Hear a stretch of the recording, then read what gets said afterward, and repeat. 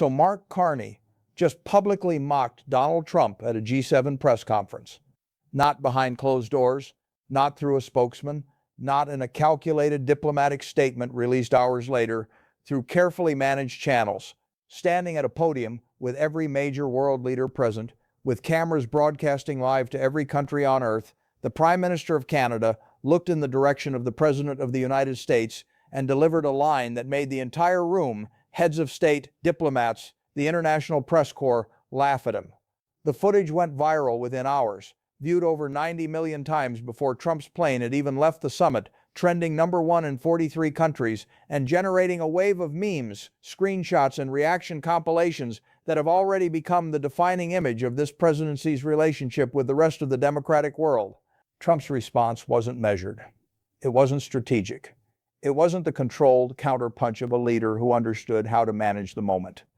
It was rage, visible, public, unrestrained, and every word of it confirmed exactly what Carney had implied. Warren Buffett said Carney just inflicted a kind of damage that no tariff, no trade deal, and no diplomatic maneuver in the history of this confrontation has managed to inflict.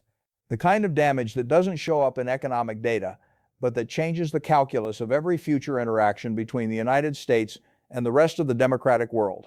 But it's the specific line Carney used, and the 2 seconds of silence before the room erupted, that tells you this wasn't a spontaneous joke. This was a strategic execution disguised as humor. And when you see the setup, the delivery, the reaction, Trump's response, and what Buffett says this means for American authority going forward, you'll understand why 13 seconds of footage from a press conference podium may have done more damage to the American presidency than 2 years of tariffs, trade wars, and diplomatic crises combined. Hit subscribe because the footage is still spreading and the diplomatic consequences haven't peaked. Let me take you through exactly how this happened, because the setup matters as much as the moment. And what Trump said in the hours before the press conference is what made Carney's line land like a detonation. The G7 summit in Puglia had been tense from the opening session. The trade war between the United States and its allies had dominated every bilateral meeting, every working dinner, every corridor conversation for the entire 3-day gathering. Trump arrived with the posture he had carried into every international forum for 2 years: aggressive, transactional, openly dismissive of the multilateral framework that the G7 was designed to represent. He had spent the first 2 days of the summit publicly berating European leaders over defense spending, threatening new tariffs on Japanese automobiles, and telling reporters in a hallway gaggle that the G7 was a waste of time unless these countries start showing some respect for what America does for them. The other leaders had responded with a practiced diplomatic restraint that had become the default mode for engaging with Trump at international summits. Polite disagreement, calibrated statements, private frustration expressed only to trusted staff behind closed security doors. Macron had been characteristically pointed but measured. Merz had been firm but formal. The British Prime Minister had said almost nothing publicly, choosing strategic silence over confrontation. But in the working sessions, the closed-door meetings where cameras are excluded and leaders speak with something closer to candor, the atmosphere had been deteriorating for 3 days. Multiple diplomatic sources described a dynamic in which Trump dominated conversations not through argument but through volume and repetition, dismissing counter-arguments not by engaging with them but by talking over the person making them, and treating the other leaders in the room not as equals, conducting shared governance but as subordinates receiving instructions. And then, during the final working session on the morning of the last day, Trump said something about Canada that multiple people in the room later described as the moment the tone changed irreversibly. The session was nominally about trade coordination, and Carney had been presenting Canada's position on supply chain resilience, a detailed, data-driven framework that had taken his team months to prepare. Trump interrupted the presentation 14 minutes in. He didn't challenge the data. He didn't offer a counter-argument. He looked around the table at the other leaders and said, "Nobody cares what Canada thinks about trade. Canada is a small country that's lucky we buy anything from them at all. If it weren't for the United States, nobody in this room would even know where Canada is." The room went silent. Not the silence of agreement. The silence of leaders who had just heard something so gratuitously dismissive that the normal machinery of diplomatic response couldn't process it quickly enough to produce a reaction. Carney said nothing. His expression didn't change, his posture didn't shift.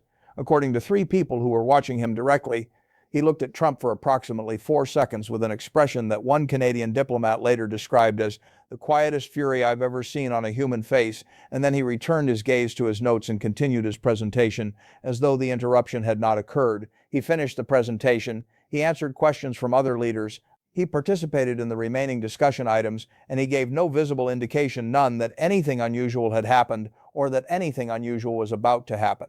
Behind the scenes, the Canadian delegation was in motion. Carney's chief of staff pulled aside the communications director during the coffee break and said 6 words. He's going to respond at the presser. The communications team began preparing not talking points, not a rebuttal framework, not the standard diplomatic response package that would normally be assembled after a provocation of this magnitude. They prepared for something they had never prepared for before in the context of a G7 summit, a comedic moment. Carney had told his senior advisor during a private conversation between sessions that Trump's comment had clarified something he had been considering for months, that the era of treating this president with the diplomatic respect normally afforded to the office was over, because the person holding the office had made it clear repeatedly, publicly, and now on the floor of a G7 working session, that he did not extend that respect to anyone else. The decision Carney made in that moment was not to escalate, it was to demote. There is a difference, and the difference is everything. And then came the press conference. The setting was the standard G7 configuration, a row of podiums arranged in a gentle arc, each bearing the flag and nameplate of a member nation. The international press corps assembled in tiered seating, cameras from every major network in the world trained on the stage. The atmosphere was tense but routine, the closing press conference of a contentious summit, expected to produce carefully worded statements about areas of agreement and diplomatic language, papering over areas of disagreement. Trump spoke first, as the host nation's prerogative had been waived in favor of alphabetical rotation that placed the United States early in the order. His remarks were characteristically self-congratulatory. He declared the summit a tremendous success, claimed credit for agreements that had been negotiated before his arrival, and described the other leaders as very impressed with what America has achieved under my leadership. He made no reference to his earlier comments about Canada. He appeared to have moved on entirely, unaware that the moment he had created was still alive and about to be detonated. Carney's turn came 40 minutes into the press conference. His opening remarks were unremarkable. A summary of Canada's positions on climate cooperation, supply chain coordination, and Arctic governance, delivered in the measured, slightly dry tone that had become his diplomatic signature. He thanked the host nation. He acknowledged areas of productive discussion. He used the phrase constructive engagement twice. Nothing in his demeanor, his tone, or his language suggested that anything other than a standard closing statement was underway. The press corps, many of whom had been covering summits for decades, showed the glazed patience of professionals waiting for the Q&A portion where actual news might be made. Then a Reuters journalist asked the question. Prime Minister Carney, President Trump suggested earlier today that Canada's role in global trade is insignificant. What is your response? The question was direct but expected. Journalists routinely ask leaders to respond to provocative statements from other leaders at these events, and the expected answer is a dignified rebuttal emphasizing the strength of bilateral relations and the importance of mutual respect. Carney paused. The pause was notable.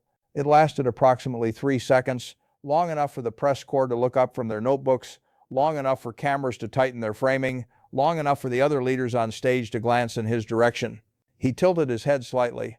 The faintest suggestion of amusement crossed his face. Not a smile, not a smirk, but a shift in expression that the front row of journalists later described as the moment they knew something unprecedented was about to happen. The president says Canada is too small to matter, Carney said. His tone was conversational, almost gentle, the kind of tone you'd use to describe something mildly puzzling rather than deeply offensive. He paused again. 1 second, maybe 2, and yet somehow he spent 2 years talking about nothing else. The silence lasted exactly 2 seconds. Then the room broke. Laughter, genuine, uncontrolled, involuntary laughter, erupted from the press corps, from the diplomatic staff seated along the walls, and most devastatingly from the other leaders on stage. Macron turned his head away from the cameras, but not quickly enough to hide the grin. Merz closed his eyes and pressed his lips together in the universal expression of a person trying desperately not to laugh and failing. The British Prime Minister looked down at her podium with her shoulders shaking. The Japanese Prime Minister covered his mouth with his hand. The Italian Prime Minister made no attempt to hide his reaction and laughed openly, loudly, directly into his microphone. Trump's face was captured by 6 different cameras from 6 different angles, and every angle told the same story. The color rose from his collar to his forehead in what one body language expert later described as a textbook involuntary humiliation response, the physiological signature of a person who has been publicly diminished and knows it. His jaw tightened, his eyes narrowed, his hands gripped the sides of his podium. He did not laugh, he did not smile, He did not produce the performative amusement that a more disciplined politician would have deployed to diffuse the moment. He stood rigid, visibly furious, while the room laughed around him. And the footage of that contrast, Carney's calm, the room's laughter, Trump's visible rage, became the image that defined not just the summit but the entire trajectory of his international relationships. Carney did not gloat. He did not pause to savor the reaction.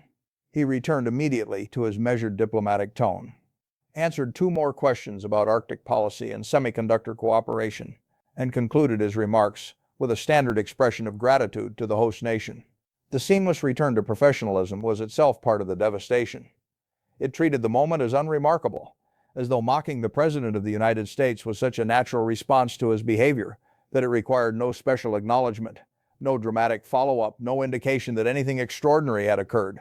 The mockery was not the climax of Carney's press conference. It was an aside.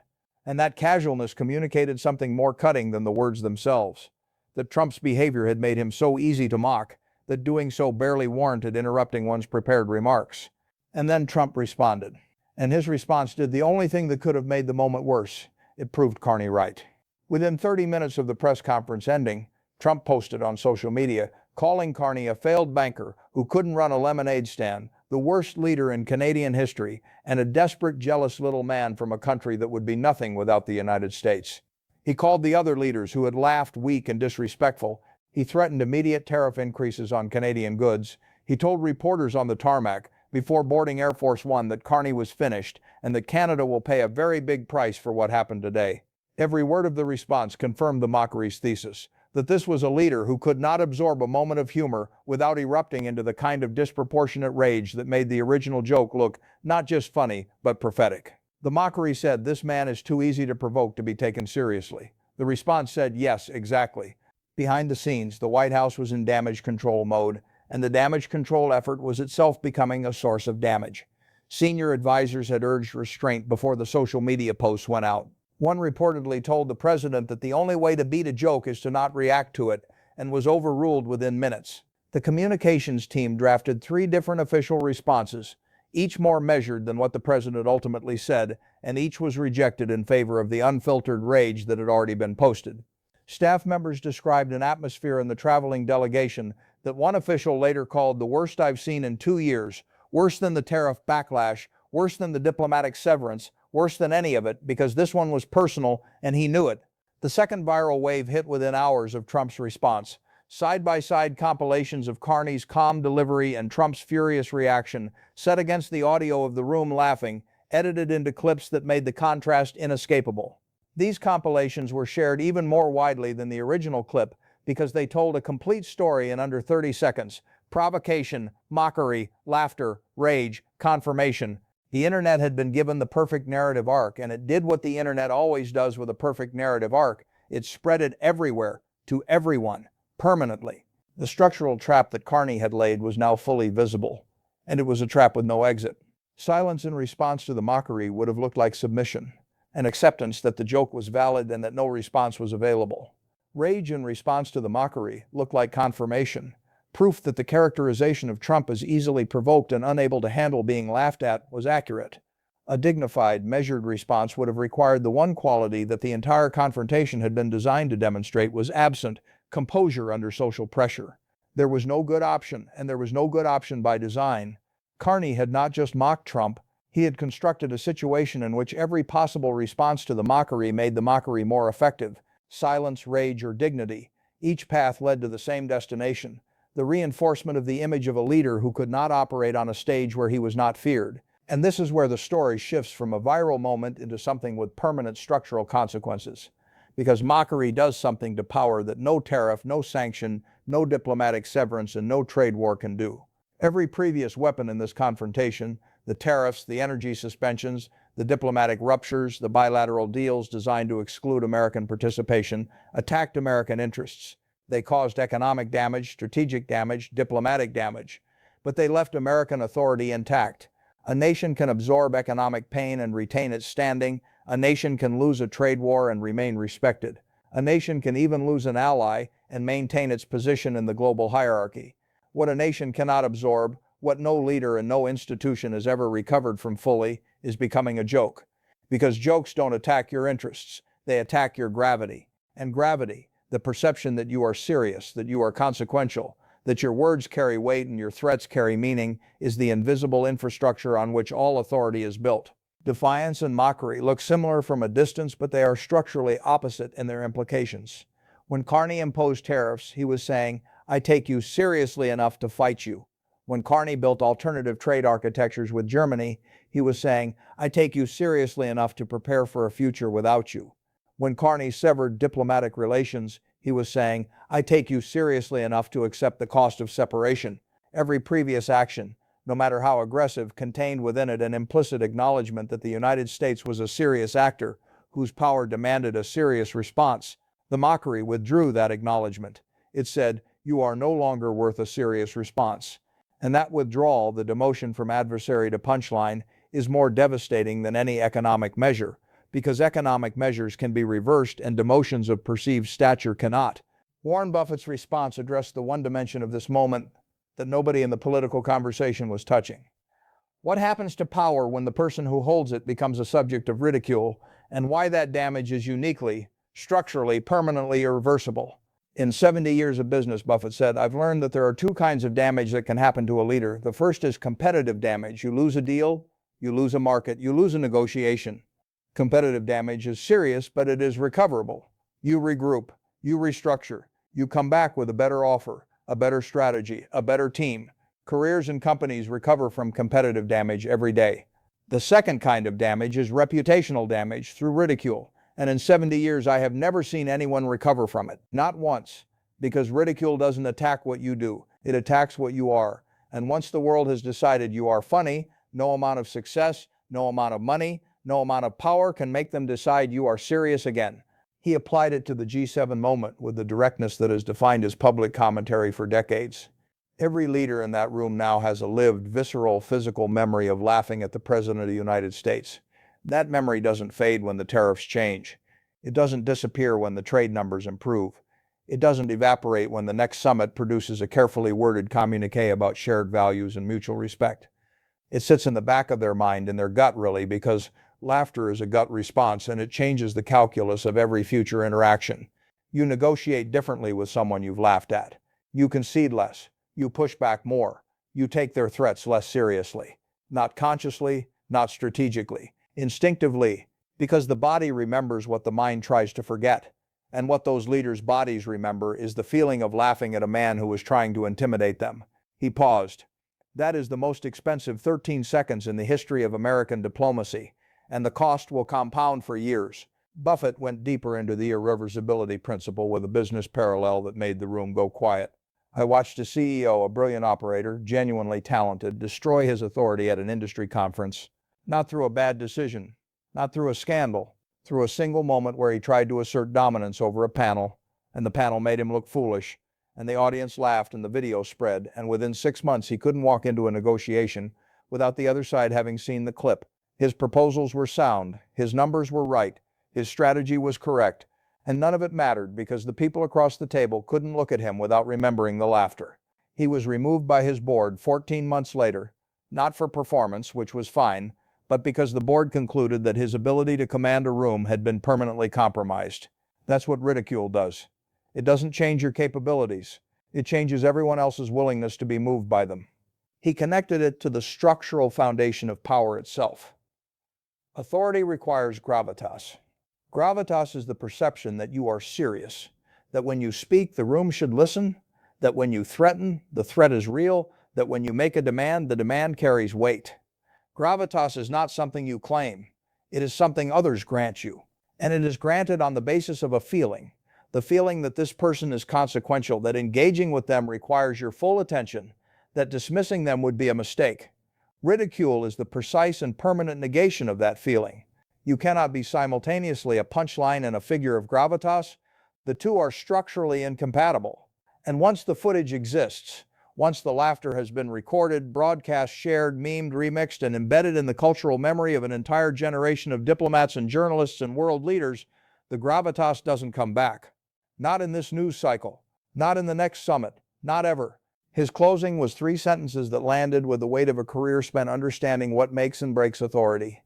You can recover from being beaten. You can recover from being hated. You cannot recover from being funny. He let the silence hold because funny follows you into every room for the rest of your life. And then the footage spread. And as it spread, it stopped being a moment and started becoming a permanent feature of how the world perceives the American presidency.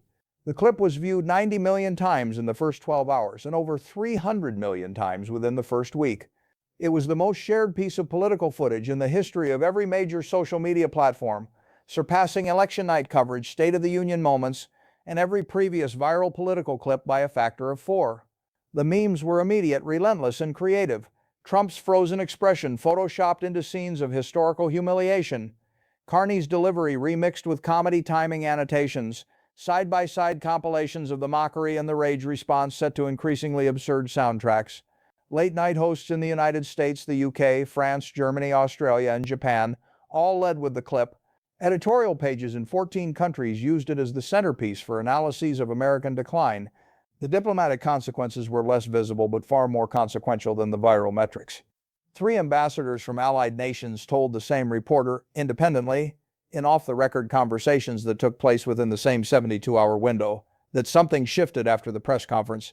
One described it as the end of performative deference, the practice, deeply embedded in diplomatic culture, of treating American positions with a seriousness that was often not warranted by their content, but was maintained out of respect for American power. That deference, the ambassador said, was no longer instinctive. Another described it as the moment the emperor's new clothes dynamic broke, when everyone in the room already knew the truth, but the laughter was the first time anyone acknowledged it publicly, and once acknowledged it could not be resuppressed. A third said simply, "We used to prepare for meetings with the Americans the way you prepare for a meeting with a powerful client. Now we prepare for meetings with the Americans the way you prepare for a meeting with a difficult relative." The power dynamic hasn't changed on paper. It has changed in the room. The specific diplomatic fallout was measurable within days. 2 planned bilateral summits between the United States and allied nations were quietly downgraded from presidential-level meetings to ministerial consultations, a demotion in diplomatic protocol that communicates without stating explicitly that the head of state relationship has been damaged. Japan's foreign ministry issued a statement so carefully worded that its restraint was itself the message. Japan values the G7 as a forum for constructive dialogue among democratic partners and trusts that all participants share this commitment.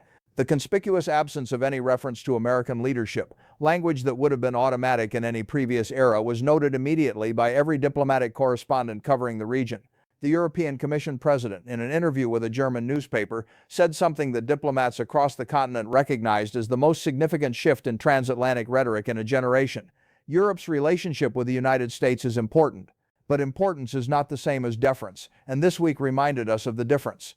3 words, "importance is not deference," became the quiet motto of a diplomatic realignment that had been building for 2 years, and that the laughter at the press conference had finally made speakable. American domestic politics absorbed the moment along predictable but intensifying fault lines. Conservative media attacked Carney as disrespectful, undiplomatic, and a failed central banker who has no business lecturing the leader of the free world. Liberal media played the clip on continuous rotation and framed it as the moment the international community said what American critics had been saying for years. But the most revealing reaction came from the political center, from the strategists, the foreign policy professionals, the former diplomats and intelligence officials who operate outside the partisan framework. A former Secretary of State said on Background, "The laughter is the metric.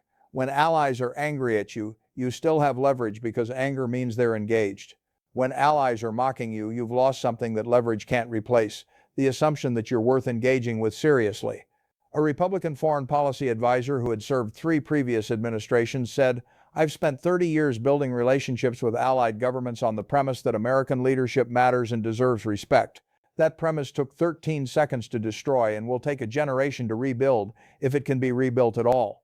Polling conducted within 5 days showed that 68% of Americans had seen the clip, a penetration rate that exceeds every major political event of the previous 2 years, including the State of the Union address, the midterm election results, and every presidential press conference combined. Of those who had seen it, 52% said the mockery was deserved based on the president's behavior at the summit. 31% said it was inappropriate regardless of provocation. 14% said they found it funny but concerning for America's global image. The most striking number was among independent voters. 58% said the clip made them less confident in America's standing in the world, not because they blame Carney, but because they recognize that a nation whose president is laughed at by its own allies has a credibility problem that transcends any single policy or personality.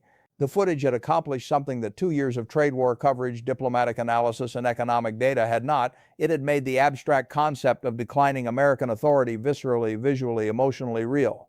Business leaders added their voices in ways that amplified the damage and economic dimensions the White House had not anticipated. The CEO of a major American multinational with significant European operations told the Financial Times, "When I'm negotiating with European partners and they've all seen the footage of their leaders laughing at our president, the dynamic in the room is different, not hostile, amused, and amused is worse than hostile because hostile means they're taking you seriously." A prominent Wall Street strategist wrote in a client note, "Geopolitical risk is now geopolitical comedy risk. The footage introduces a new variable into every international deal involving American entities, the question of whether America